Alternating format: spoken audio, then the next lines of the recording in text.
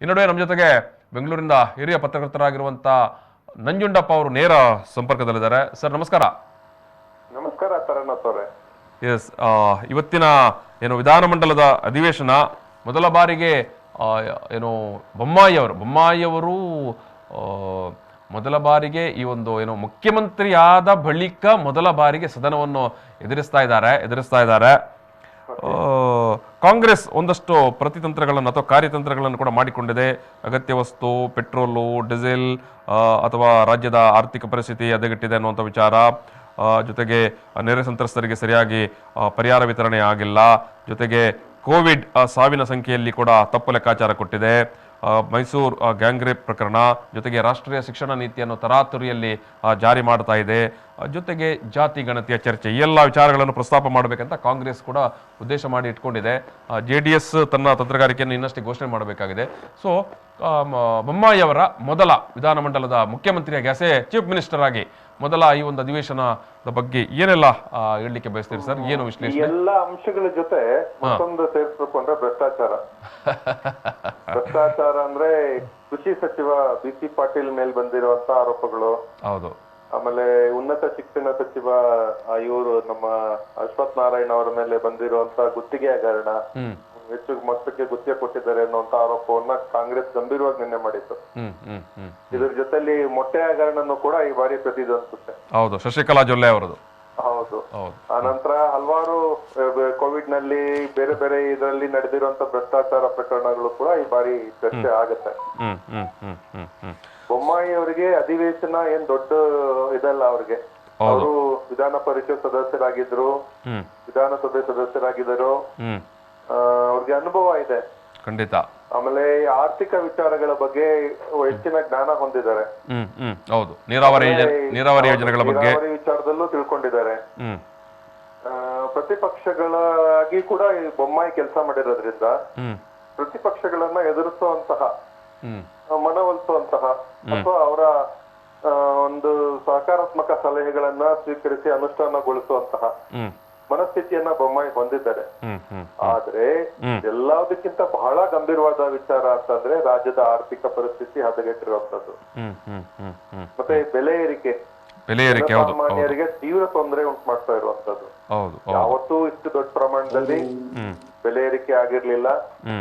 ಆಮೇಲೆ ಆರ್ಥಿಕ ಸಂಕಷ್ಟಗಳು ನಿರ್ಮಾಣ ಆಗಿರ್ಲಿಲ್ಲ, ಉದ್ಯೋಗ ನಷ್ಟ ಆಗಿರ್ಲಿಲ್ಲ. ಇದೊಂದು ರೀತಿ ಅತಿ ದೊಡ್ಡ ಸವಾಲಿನ ಅಧಿವೇಶನ ಬಸವರಾಜ ಬೊಮ್ಮಾಯಿ ಅವರಿಗೆ. ಸೊ ಇವರು ಸಕಾರಾತ್ಮಕವಾಗಿ ಪ್ರತಿಪಕ್ಷಗಳ ಅಭಿಪ್ರಾಯ, ಪ್ರತಿಪಕ್ಷಗಳ ಟೀಕೆಗಳನ್ನ, ಅವ್ರು ನೀಡುವಂತ ಸಲಹೆಗಳನ್ನ ಸರಿಯಾಗಿ ತಗೊಂಡು ಸೂಕ್ತ ರೀತಿಯಲ್ಲಿ ಅನುಷ್ಠಾನ ಮಾಡುವಂತಹ ಮನಸ್ಥಿತಿ, ಮನೋಧೋರಣೆಯನ್ನ ಅವರು ಪ್ರದರ್ಶನ ಮಾಡ್ಬೇಕಾಗತ್ತೆ. ಸೊ ಇಲ್ಲ ಅಂತ ಅಂದ್ರೆ ಒಂದ್ ರೀತಿ ಈಗ ಅಧಿವೇಶನದಲ್ಲಿ ಸಂಘರ್ಷಕ್ಕೆ, ಕೋಲಾಹಲಕ್ಕೆ, ಪ್ರತಿಭಟನೆಗೆ, ಧರಣಿಗೆ ಈ ರೀತಿಯ ಒಂದು ಇದು ಸಾಧ್ಯವಾಗುತ್ತೆ ಹೆಚ್ಚಿನ ಪ್ರಮಾಣದಲ್ಲಿ. ಸೊ ಹಾಗಾಗಿ ಬಹಳ ಅತ್ಯಂತ ವಿಶೇಷವಾಗಿ ಅವರು ಪ್ರತಿಪಕ್ಷಗಳನ್ನ ವಿಶ್ವಾಸಕ್ಕೆ ತಗೊಂಡು ಮುನ್ನಡೆದ್ರೆ ಕಲಾಪ ಸುಗಮ ಆಗತ್ತೆ, ಮಾತಿನ ಮನೆ ಅದು ಗರಡಿ ಮನೆ ಆಗಲ್ಲ. ಇದು ಅನಿಸಿಕೆ. ಈಗ ಸರ್ ಇದರ ಜೊತೆಗೇನೆ ಯಡಿಯೂರಪ್ಪ ಅವರ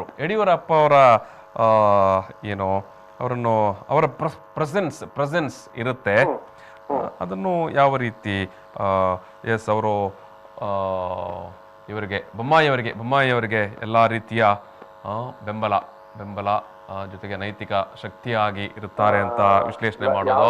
ಇಂದಿನ ಮುಖ್ಯಮಂತ್ರಿಗಳು ಹೊಸ ಸರ್ಕಾರಕ್ಕೆ ಈ ರೀತಿಯ ನೈತಿಕ ಬೆಂಬಲ ಅವೆಲ್ಲ ಕೊಡಬಹುದು. ಬಹಿರಂಗವಾಗಿ ಅವರು ಈ ತರದ್ದೆಲ್ಲ ಸರ್ಕಾರ ಸಂಕಷ್ಟಕ್ಕೆ ಸಿಲುಕಿದಾಗ ತುಂಬಾ ತೀರಾ ಅನಿವಾರ್ಯ ಆದಾಗ ಮಧ್ಯಪ್ರವೇಶ ಮಾಡ್ತಾರಷ್ಟೇ ಹೊರತು ಉಳಿದ ಸಮಯಗಳೆಲ್ಲ ಅಷ್ಟಾಗ ಅವರು ಇದಾಗಲ್ಲ. ಬಟ್ ಅವ್ರ ಕೆಲಸಗಳು, ಅವರ ಹೇಳಿದ್ದು ವಿಚಾರಗಳು ಈಡೇರಿಲ್ಲ ಅಂತ ಅಂದಾಗ ಅವ್ರ ಕಾಲೆಳೆಯುವಂತದ್ದು, ಈ ತರ ಬೇರೆ ಬೇರೆ ಹಾದಿಗಳು ಕೂಡ ನಿರ್ಮಾಣ ಆಗ್ತವೆ. ಅಂದ್ರೆ ಅವ್ರ ಜೊತೆ ಟೊಂಕ ಕಟ್ಟಿ ನಿಂತಿ ಸರ್ಕಾರವನ್ನ ರಕ್ಷಣೆ ಮಾಡ್ತಾರೆ ಅನ್ನುವಂತ ನಿರೀಕ್ಷೆಯನ್ನ ಅಂತ ಮಾಡೋದು ತಪ್ಪಾಗತ್ತೆ. ಒಂದು ಕಡೆ ಬೊಮ್ಮಾಯಿಯವರು ಯಡಿಯೂರಪ್ಪ ಅವರದೇ ಜನ ಅನ್ನುವಂಥದ್ದು ಅಭಿಪ್ರಾಯ. ಹೌದು. ಸೊ ಇನ್ನೊಂದು ಕಡೆ ಏನು ಯಡಿಯೂರಪ್ಪ ಅವರಿಗೆ ತನ್ನದೇ ಕಂಟ್ರೋಲಲ್ಲಿ ಸರ್ಕಾರ ನಡೀತಾ ಇದೆ ಅನ್ನುವುದನ್ನು ತೋರಿಸಬೇಕಾಗಿರುವಂಥ ಏನಾದರೂ ಆದ್ಯತೆಗಳು ಇದ್ದಿದ್ದ ಪಕ್ಷದಲ್ಲಿ ಹ್ಮ್ ಹ್ಮ್ ಬಹುಶಃ ಟೊಂಕ ಕಟ್ಟಿ ನಿಲ್ಲಬಹುದು. ಆ ತರ ಸಾಧ್ಯತೆಗಳು ಇರ್ತವೆ. ಹ್ಮ್ ಹ್ಮ್ ಎಲ್ಲಾ ಸರ್ಕಾರದಲ್ಲೂ ಈ ರೀತಿಯ ಒಂದು ವ್ಯವಸ್ಥೆಗಳು ಎಲ್ಲ ಇದ್ರಲ್ಲೂ ಇದ್ದೇ ಇರ್ತವೆ. ಹ್ಮ್ ಹ್ಮ್ ಎಲ್ಲಾರು ಕೂಡ ನಾನೊಬ್ಬ ವಿಶಿಷ್ಟ ವಿನೂತನ ಅನ್ನೋ ರೀತಿಯಲ್ಲೇ ಪ್ರತಿಬಿಂಬಿಸ್ಕೊಳ್ಳುವಂತ ಒಂದು ಪ್ರಯತ್ನಗಳು ಎಲ್ಲಾ ಕಡೆನೂ ನಡೆಯೋದು ಸಹಜ. ಹ್ಮ್ ಹ್ಮ್ ಸೊ ಹಾಗಾಗಿ ಈ ಬಾರಿನೂ ಈ ಅಧಿವೇಶನದಲ್ಲೂ ಕೂಡ ಹ್ಮ್ ಆಗ್ಬಹುದು. ಅದು ಹೇಳ್ಲಿಕ್ಕೆ ಆಗಲ್ಲ. ಯಡಿಯೂರಪ್ಪ ಅವರನ್ನ ಬೆಂಬಲ ಅನ್ನೋದಕ್ಕಿಂತ ಹ್ಮ್ ಪ್ರತಿಪಕ್ಷಗಳನ್ನ ಇವ್ರು ಹೇಗೆ ಎದುರಿಸ್ತಾರೆ ಅಂತ ಇಲ್ಲಿ ವಿಶೇಷವಾಗಿ ನಾವು ನೋಡುವಂತದ್ದು ಜೆಡಿಎಸ್ ಬಿಜೆಪಿಗೆ ಬೆಂಬಲ ಕೊಡುವಂತ ಸಾಧ್ಯತೆಗಳಿರ್ತವೆ. ಓಕೆ ಓಕೆ ಓಕೆ ಸೊ ಇದು ಇವ್ರಿಗೆ ಸ್ವಲ್ಪ ಪ್ಲಸ್ ಪಾಯಿಂಟ್ ಆಗ್ಬಹುದು ಬಸವರಾಜ ಬೊಮ್ಮಾಯಿ ಅವರಿಗೆ. ಆಮೇಲೆ ಇಲ್ಲ ಅರ್ಬನ್ ಲೋಕಲ್ ಬಾಡೀಸ್ ಅಲ್ಲಿ ಮ್ಯಾಕ್ಸಿಮಮ್ ಜೆಡಿಎಸ್ ಬಿಜೆಪಿನೇ ಬೆಂಬಲಿಸುವಂತ ಸಾಧ್ಯತೆಗಳಿದಾವೆ. ಅವ್ರು ಒಂದ್ ಕಡೆ ಬಿಜೆಪಿನೇ ಬೆಂಬಲಿಸ್ತಾರೆ, ಮತ್ತೊಂದ್ ಕಡೆ ಕಾಂಗ್ರೆಸ್ ಬೆಂಬಲಿಸೋದಕ್ಕೆ ನಾವು ಎರಡೂ ಕಡೆ ಇದ್ದೀರಿ ಅಂತ ತೋರಿಸ್ಕೊಳ್ಳುವಂತ ಇಂಡಿಕೇಶನ್ ಎರಡೂ ರಾಷ್ಟ್ರೀಯ ಪಕ್ಷಗಳನ್ನ ಆಟ ಆಡಿಸಬಹುದು ಅನ್ನುವಂತ ಒಂದು ಸಂದೇಶ ಕೊಡುವಂತ ಒಂದು ಪ್ರಯತ್ನ ಕೂಡ ಆಗತ್ತೆ. ಇದು ಅಧಿವೇಶನದಲ್ಲೂ ಕೂಡ ಕೆಲವೊಂದು ಸಂದರ್ಭಗಳಲ್ಲಿ ಕಾಂಗ್ರೆಸ್ಗೆ ಬೆಂಬಲ ಕೊಡುತ್ತೆ ಜೆಡಿಎಸ್, ಕೆಲವೊಂದು ಸಂದರ್ಭಗಳಲ್ಲಿ ಕಾಂಗ್ರೆಸ್ ವಿರುದ್ಧನೇ ನಿಂತು ಬಿಜೆಪಿಗೆ ಬೆಂಬಲ ಕೊಡುವಂತ ಸಾಧ್ಯತೆಗಳು ಕೂಡ ಇರ್ತವೆ. ಪ್ರಾದೇಶಿಕ ಪಕ್ಷ ಆದ ಜೆಡಿಎಸ್ಗೆ ತಂದೆ ಆದಂತ ಒಂದು ಕಾರ್ಯತಂತ್ರ, ಒಂದು ಕಾರ್ಯಸೂಚಿ ಇರುತ್ತೆ. ಎರಡು ಪಕ್ಷಗಳು ನಮ್ಮ ಮನೆ ಬಾಗಿಲಿಗೆ ಬರಬೇಕು ಅನ್ನುವಂತ ಒಂದು ಅಪೇಕ್ಷೆನೂ ಕೂಡ ಇರುತ್ತೆ. ಸೊ ಇದು ಸಹಜವಾಗಿ ಈ ರೀತಿಯ ಒಂದು ಇದಕ್ಕೆ ಕಾರಣ ಆಗತ್ತೆ ಅಂತ. ಇದು ಸರ್ ಇದೇ ಮೊದಲ ಬಾರಿಗೆ ಅತ್ಯುತ್ತಮ ಬೆಸ್ಟ್ MLA ಅಂತ ಅವಾರ್ಡ್ ಕೊಡ್ಲಿಕ್ಕೆ ಹೊರಟಿದಾರಲ್ಲ? ಇಲ್ಲ, ಮಾಡ್ಬೇಕಿದು. ಇದು ಒಳ್ಳೆ ಬೆಳವಣಿಗೆ. ಯಾಕೆ ಅಂತಂದ್ರೆ ಅಧಿವೇಶನದಲ್ಲಿ ಹೆಚ್ಚಿನ ಪ್ರಮಾಣದಲ್ಲಿ ಜನ ಶಾಸಕರು ಪಾಲ್ಗೊಳ್ತಾ ಇಲ್ಲ. ಖಂಡಿತ. ಈ ಪಾಲ್ಗೊಳ್ಳದೆ ಇರೋದು ಒಂದು ರೀತಿ ಬೇರೆ ಬೇರೆ ಇದಕ್ಕೂ ಕೂಡ ಕಾರಣ ಆಗತ್ತೆ. ಅಂದ್ರೆ ಸದನದ ಬಗ್ಗೆ ಇರುವಂತ ವಿಶ್ವಾಸ, ಘನತೆ, ಗೌರವ ಎಲ್ಲ ಹಾಳಾಗತ್ತಕ್ಕೂ ಕೂಡ ಕಾರಣ ಆಗತ್ತೆ. ಸೊ ಹಾಗಾಗಿ ಇದು ಒಂದು ಒಳ್ಳೆ ಬೆಳವಣಿಗೆ ಅಂತ ನನ್ಗೂ ಅನ್ಸುತ್ತೆ. ಮಾಡ್ಬೇಕಿದು. ಉತ್ತಮ ಶಾಸಕರನ್ನ ಬೆಂಬಲಿಸ್ಬೇಕು, ಮತ್ತೆ ಉತ್ತಮ ಸಂಸದೀಯ ಪಟುಗಳನ್ನ ನಿರ್ಮಾಣ ಮಾಡ್ಬೇಕು, ಸದನದಲ್ಲಿ ಹಾಜರಿದ್ದು ಜನಪರ ಸಮಸ್ಯೆಗಳ ಬಗ್ಗೆ ಚರ್ಚಿಸುವಂತಹ ಒಂದು ಪ್ರಯತ್ನಗಳು ಕೂಡ ಆಗ್ಬೇಕು. ಇದೆಲ್ಲ ಅವಶ್ಯಕತೆ ಇದೆ ಅಂತ ಅನ್ಸುತ್ತೆ ಸರ್ ನಂಗೆ. ಕೊನೆಯದಾಗಿ ಸರ್, ಈಗ ಪ್ರತಿಪಕ್ಷದವರು ಎತ್ತಿನ ಗಾಡಿಯಲ್ಲಿ ವಿಧಾನಸೌಧಕ್ಕೆ ಹೊರಟಿದ್ದಾರೆ. ಈಗಾಗಲೇ ನೀವು ಉಲ್ಲೇಖ ಮಾಡಿದ್ರಿ ಪ್ರತಿಪಕ್ಷಗಳು ಏನೆಲ್ಲ ವಿಚಾರಗಳನ್ನು ಎತ್ತಿಕೊಳ್ಳಿಕ್ಕಿದ್ದಾವೆ ಅಂತ. ಬೆಲೆ ಏರಿಕೆಯ ವಿಚಾರವನ್ನು ಪ್ರಮುಖವಾಗಿ ಅಂದರೆ ಸಾರ್ವಜನಿಕವಾಗಿ ಅದನ್ನು ಎತ್ತಿ ತೋರಿಸಬೇಕೆನ್ನುವ ಕಾರಣಕ್ಕಾಗಿ ಎತ್ತಿನ ಗಾಡಿಯಲ್ಲಿ ಮೆರವಣಿಗೆ ಹೊರಟಿದ್ದಾರೆ. ಒಂದಷ್ಟು ಬೆಂಗಳೂರಿನ ಮಟ್ಟಿಗೆ ಜನರ ಏನು ಈ ಬೆಲೆ ಏರಿಕೆ, ಅದು ಎಲ್ಲ ವಸ್ತುಗಳದು ಮತ್ತು ತೈಲ, ಒಂದಷ್ಟು ಜನರಿಗೆ ಕೂಡ ಎಲ್ಲೋ ನಮ್ಮ ಪರವಾಗಿ ಮಾತಾಡ್ತಾರೆ ಅನ್ನುವಂಥ ಒಂದು ವೇವ್ ಕ್ರಿಯೇಟ್ ಮಾಡಬಹುದೋ ಏನೋ. ಈ ವೇವ್ ಅನ್ನೋದಕ್ಕಿಂತ ಇದು ಒಂದ್ ರೀತಿ ಅವಶ್ಯಕತೆ ಇದೆ.